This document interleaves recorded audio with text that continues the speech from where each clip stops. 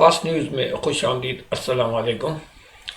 آج جس فلم کی پر ہم تجزیہ کریں گے اس کا نام ہے درگا متی۔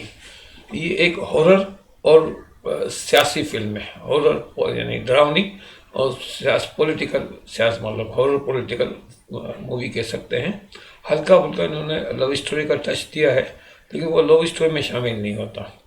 تو یہ ہارر فلم ہے، اس میں یہ بالی ووڈ کی فلم ہے انڈیا کی۔ تو اس میں جو کردار ہیں وہ نامور کردار ہے۔ ایک تو بھومی ہے جو بہت مشہور ہے، اس کی کافی فلمیں سپر ہٹ گئی ہیں اور بہت اچھی فنکارہ ہے۔ دوسرا ارشد وارثی ہے، یہ کامیڈین ہیں۔ منا بھائی MBBS میں آپ نے سرکٹ کا کردار دیکھا ہوگا، اور انہوں نے بہت سی اور بھی فلمیں بھی کی ہیں۔ ان کی کافی فلمیں کامیاب ہوئی ہیں، کچھ ناکام بھی ہوئی ہیں۔ تو بہرحال یہ دو مین کردار ہیں، باقی اور بھی کردار ہیں جنہیں آپ اچھی طرح جانتے ہوں گے مختلف فلموں میں۔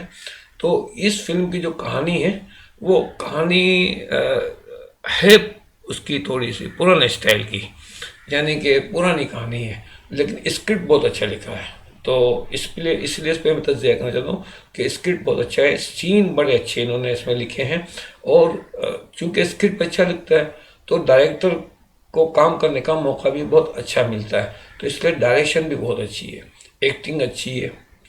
گانے اس میں کم ہے، نہ ہونے مطلب ایک دو بس ایک آدھ کوئی ہے، لیکن کوئی اتنا خاص نہیں ہے وہ۔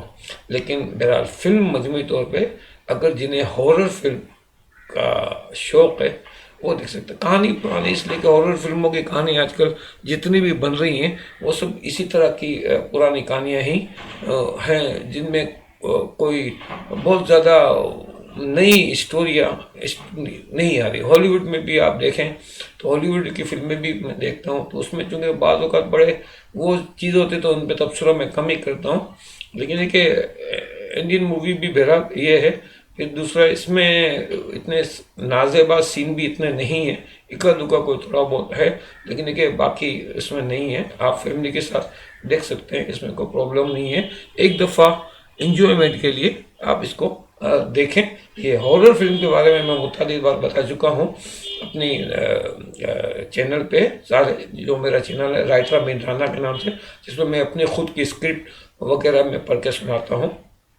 تو اس میں بتا چکا ہوں کہ ہارر فلمیں ہیں جتنی وہ سب فرضی ہوتی ہیں، جس میں روح ہے، جیسے وہ دنیا میں رہ جاتی ہے، پھر وہ لوگوں کو تنگ کرتی ہے، یا اور ان کے ساتھ جو کہانیاں منسوخ کی جاتی ہے، یہ سب فرضی کہانیاں ہیں۔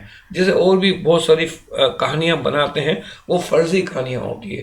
تو فرضی کہانی ہیں، تو اس کو انجوائے کر، فرضی کہانی ہے بس اس کو فرضی کہانی ہی سمجھیں اور فرضی کہانی تک ہی رکھیں۔ تو اس سے آگے اس کو کوئی اس کا عقیدہ یا اس کا وہ نہیں بنائے۔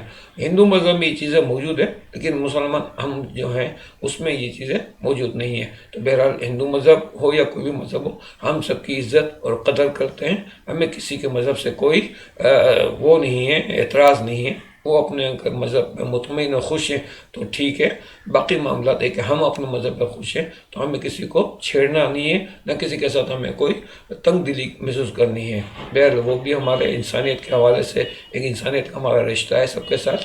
تو میرا کہنے کا مقصد یہ ہے کہ ابھی پاکستان فلم انڈسٹری ایسا ایسا آگے بڑھ رہی ہے، تو پاکستانی فلموں کو بھی، مجھے بہت سارے لوگ کہتے ہیں کہ آپ پاکستانی فلموں کا بھی ریویژن دیا کریں اپنا، تو میں انشاءاللہ وہ بھی اگر کوئی سی فلمیں آئی میرے نظر میں تو میں اس کو، ایک تو پاکستانی فلم ایسا ہے نا کہ وہ ہمارے یہاں اس میں عام طور میں دیکھنے کو نہیں ملتی ہے، تو اس لیے اس کی وہ چیزیں نکالنے میں پرابلم ہو جاتی ہے۔ بالی ووڈ کی فلمیں ہمیں یہاں سے مل جاتی ہیں، تو بہرحال اس لیے ان پہ تبصرہ ہو جاتا ہے۔ تو انشاءاللہ اگلی ویڈیو میں ایک نئی فلم کے ساتھ آپ کی خدمت میں حاضر ہوں گا۔ جب تک کے لیے اجازت دیجیے۔ اللہ حافظ ناصر۔